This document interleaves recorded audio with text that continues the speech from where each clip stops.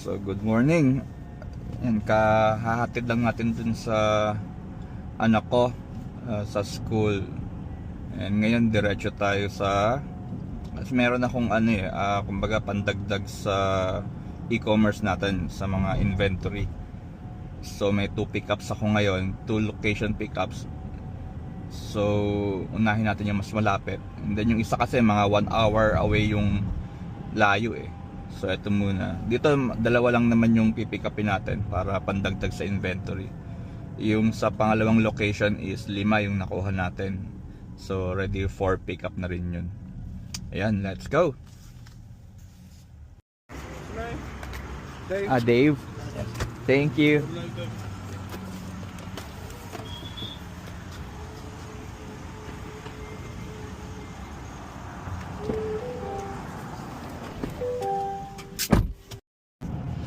So ayun, tapos na tayo sa first pickup natin. Dalawa lang naman yon. So isang projector tsaka isang digital frame.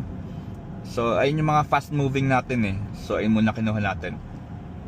So ngayon punta na tayo dito sa medyo malayo-layo na second pickup natin sa second location. Yan, let's go. So yun, mahaba pa naman yung biyahe eh. So pwede kong ikwento muna yung paano ako nagsimula dito sa side hustle na e-commerce. So marami kasi ditong mga auction houses mapa online or mapa physical store. So marami.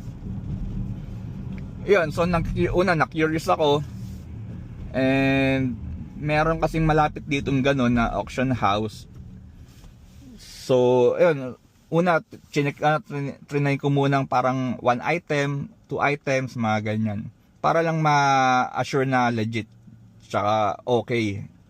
So nun, yung kumbaga nung na-try ko na okay talaga siya, yun, kumbaga halos sinunod-sunod ko na pagka may mga kailangan sa bahay, mga home improvement, mga kahit pang personal. So yun, parang naiba yung mindset ko na imbes na kumuha sa mga talagang stores or mga pang brand new, doon muna ako tumitingin. So hindi naman ako naging maselan na kahit second hand or used. Minsan nakaka-chamber rin ako na brand new talaga, yun nga sa mga auction houses. So yun, yun nga, basta as long as parang it's doing its purpose, okay sa akin kahit second hand or used. Yun, so nung parang masasabi ko na addict siguro. So doon ko lang naisip na baka pwede kong gawing tong parang pang e-commerce or pang buy and sell. So una, parang testing waters muna. So mga maliliit na items muna like mouse, yung kumbaga computer mouse, mga ganyang keyboards, mga ganyan muna sinubukan ko. And then ang first ko noon, kumbaga in mind is eBay talaga, kasi ang eBay touch base niyan nasa talagang malaki. Siguro basta bansa ang pinag-uusapan, hindi lang region or hindi lang state or hindi lang area, ganun. So yun muna ang sinubukan ko. Nagsimula ako mag-list sa eBay. So tagal, siguro weeks. So intay ako ng weeks, sabi ko at least na-try ko, ganun. So habang nagdo-DoorDash ako ng gabi, yun, biglang may pumasok na order na ayun, yung mouse, wireless mouse yung unang order sa eBay. So sabi ko, okay pala to. Yun nga, hanggang sa nagtuloy-tuloy, hanggang sa nakalimang benta sa eBay. So everything kumbaga smooth. Yan, pati yung mga Wi-Fi extender, yan mga binebenta ko sa eBay. And then ang nangyari is may isang buyer ng Wi-Fi extender. So nung natanggap niya na, in-explain ko sa kanya na paanong i-connect, mga ganyan-ganyan. So okay naman.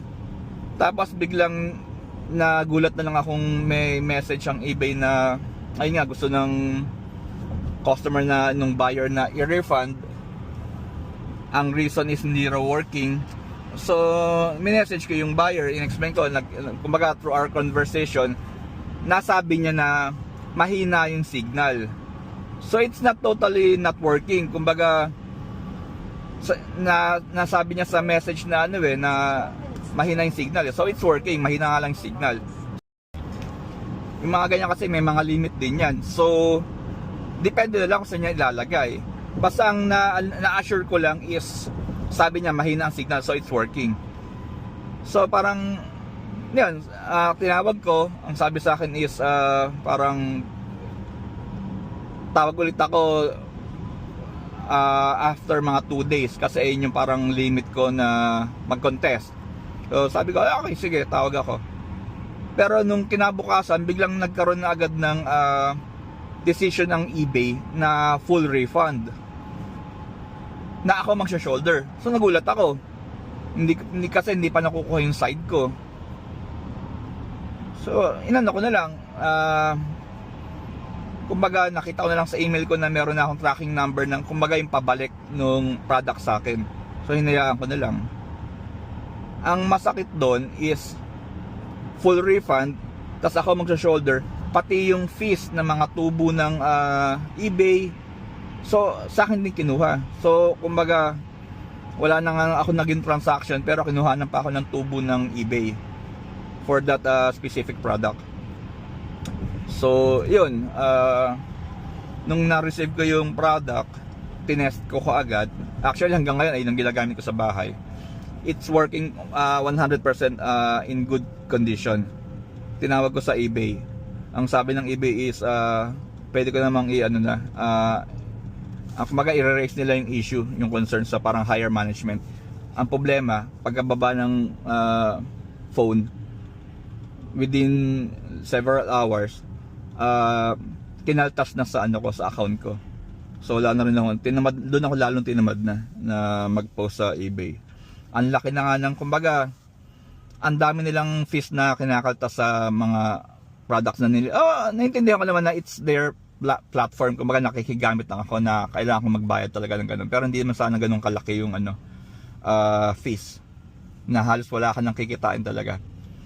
And yun nga, sa mga ganung mga incident na based on my experience, talagang na parang naging unfair sa side ko, pero ganun talaga, wala tayong magagawa. Ang sabi lang ng eBay is, nung kausap ko yung parang support nila is, pwede kong i-report yung buyer na ganyan nga. Sabi ko, what for?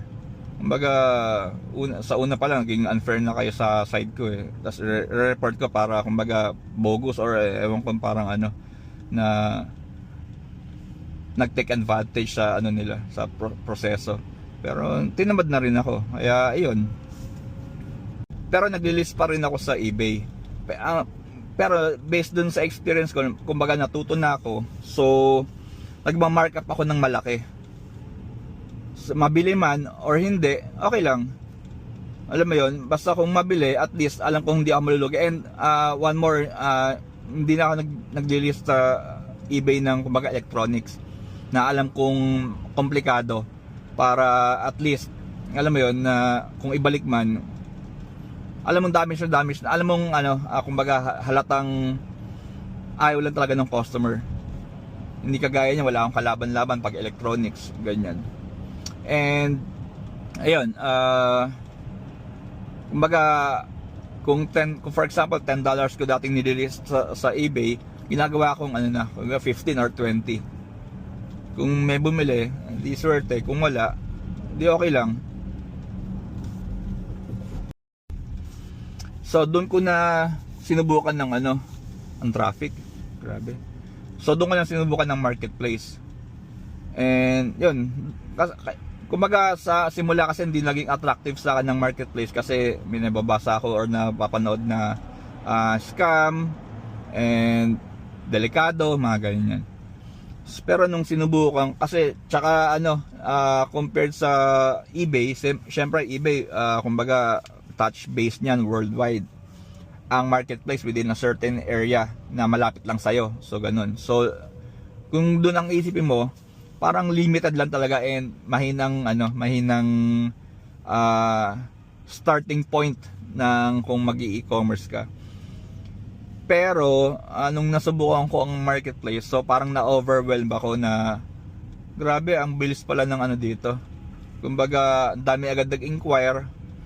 And eventually, ang dami ring mga bumili. At ang maganda pa doon, kumbaga direct to the point. Product payment, puro ganun. So wala ka ng mga iisiping tax, wala ka ng iisiping fees na babayaran, for example sa eBay, mga ganyan. So let's say dineclare mo ng $40, babayaran ka ng $40, nasa sa'yo yung $40, ganun. Depende na lang kung makipaghagal sa price, ganyan, or kung anong mang agreed price na nyo. Pero yun, so far mas maganda talaga for me sa experience ko ang marketplace. Ayun, tsaka nakikita ko yung kung ano yung products na fast moving talaga. And yun nga, ang pinaka-importante is bago mo mabigay sa buyer yung product, i-test mo muna sa harapan niya. So dun pa lang, hindi na siya kumbaga makakapag-contest na si Ryan di ba? Meron akong proof na bago ko i-turn over sa yan is working condition, kumbaga in perfect condition siya, mga ganun. So yun, kaya ngayon stick ako sa marketplace, pero meron pa rin akong nililist sa eBay. Yun nga lang, minamarkupan ko para kasi ina-anticipate ko na yung mga fees na ikakaltas ng eBay. So yun lang. Hi. Thank you.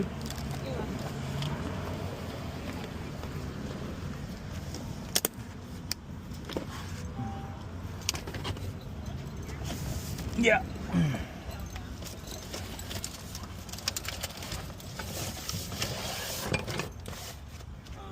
There you go. Oh, I appreciate it. Thank you.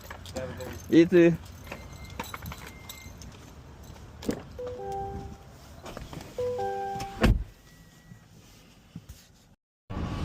So yun, na-pick up na natin yung sa second location natin. So pauwi na tayo ngayon, and try natin kung makakapag DoorDash pa tayo kung may oras pa. And yun nga, ang procedure parang final destination tong truck na to. So yun, ang procedure nga natin sa once na may pinipick up tayo for inventory is pag uwi, chine-check ko muna and tinetest ko muna. Chine-check and tinetest ko muna yung product para alam ko kung for return ba siya o talagang pangbenta. Takot itong mga truck na to. Yun, so pagka-test ko, so bibidyohan ko and then kukuha ko ng mga descriptions para i-post sa marketplace. And then yung iba naman, yung hindi na kailangan, yung hindi na complicated na mga products, nilalagay ko rin at the same time pinapost ko rin sa eBay.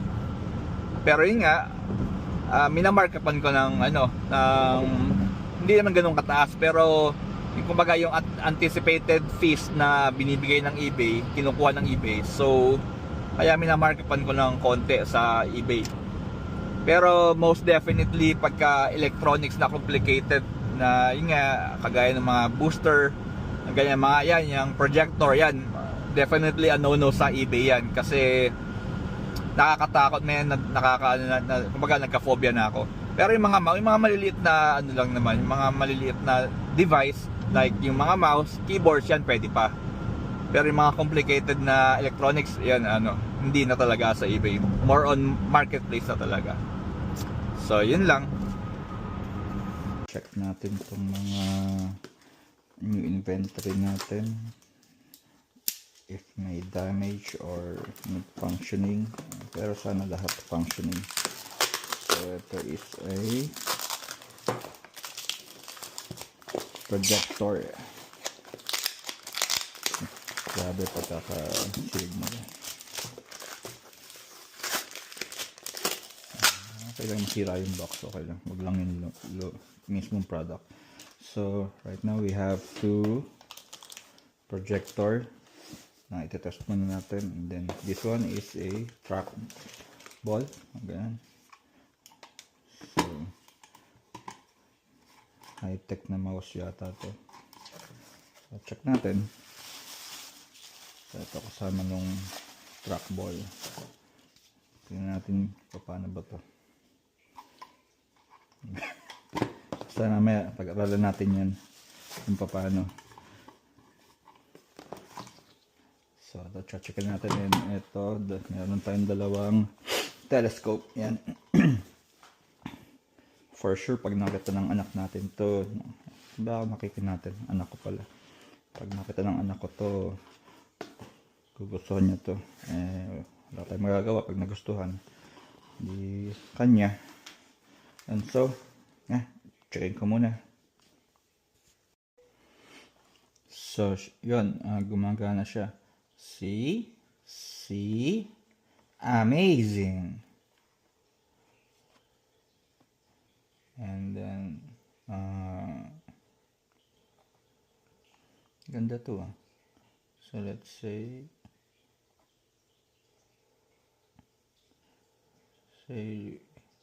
YouTube.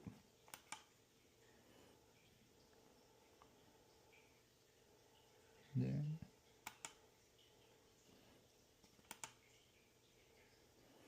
yan, kaya mag-subscribe na kayo dito sa aking YouTube page, How's My Driving, and share. Okay? Okay. So the second one to test is the digital frame. Ito isa sa mga fast moving din na item. Wow. Check natin kung gumagana. Ganda ng frame niya. Actually may dalawa pa ako dito. So, pero ito iba yung frame eh. Ito for example. Ito plain lang yung frame niya.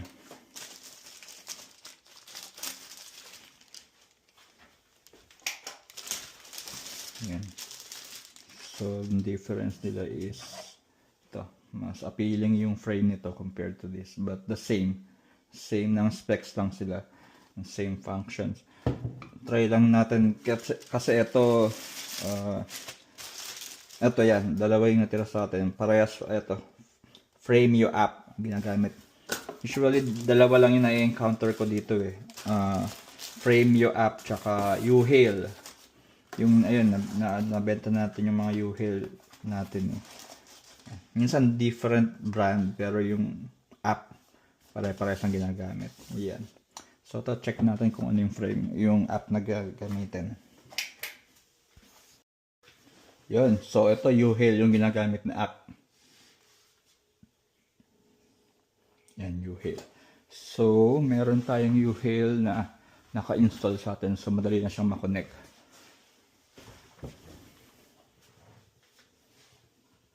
U-Hail. Yan. So, meron na tayong U-Hail na app.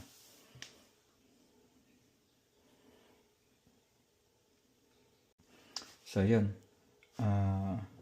Working siya. So, let's see kung working. So, frame. Add invitation code. So, pwede tayo mag-scan our invitation code. Let's use the invitation code. 100. Yan. So, ito siya. And gallery. Let's see. Ba ito? Ito. Gawa na anak natin. Try natin i-send. Just a frame. Send.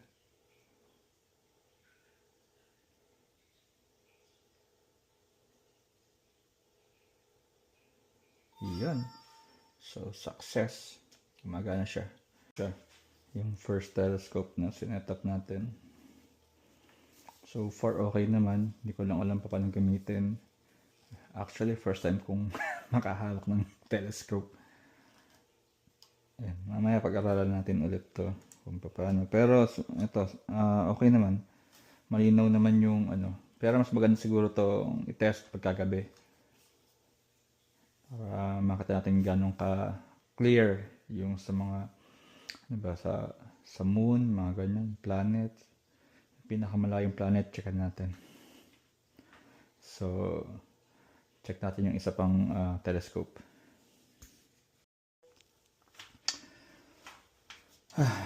So, ito yung second na telescope. Yung isa, return natin kasi kulang ng remote, kulang ng ganito. Ayun. So, return natin yun. Ito, kompleto siya. And with the remote nandun. So, ganito. Ito setup niya. Sakit sa ulong i-assemble and i-configure pa paano. So, first time ko talagang makahawak ng ganito. Yan. So, tapos na tayo sa telescope and then yung trackball. Ito naman tayo ngayon sa projector. Yung ano pa pala, digital frames. Tapos na rin tayo dun. So far, isa pa lang yung for return natin yung isang telescope na incomplete. Functioning but incomplete. So ito, sana functioning. Okay. Page content. So success. Gumagana yung first projector natin. So nakakonect siya sa Bluetooth. And then ito, YouTube, pinapanood natin syempre yung channel natin. And so gumagana yung wifi niya. Yun. So malinaw. Malinaw yung projector and okay. So try nating test yung pangalawang projector. Okay. Para maipakita.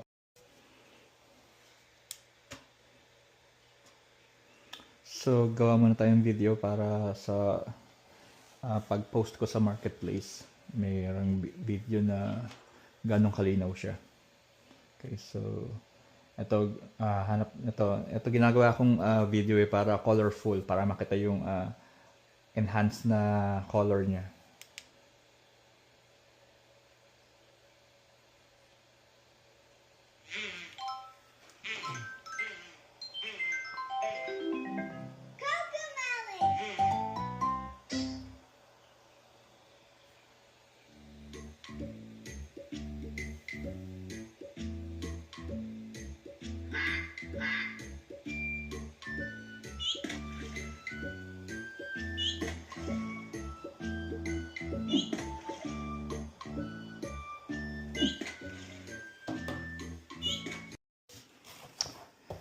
So, yung second projector, tatry na sana natin.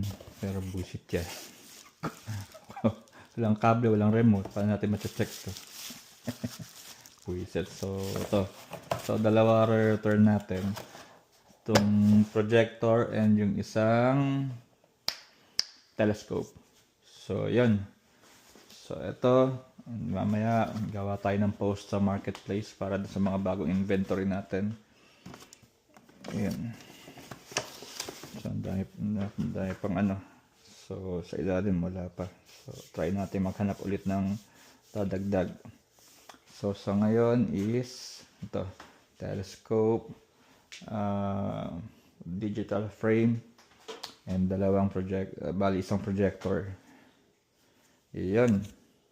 So, hanggang dito lang muna, hindi tayo nakapag DoorDash kasi nga ito inasikaso natin, pero okay lang, makapag day off man lang kahit isang mamayang gabi. Ayan, DoorDash ulit ako. And ayusin ko muna tong tawag dito, chafing dish. Chafing dish.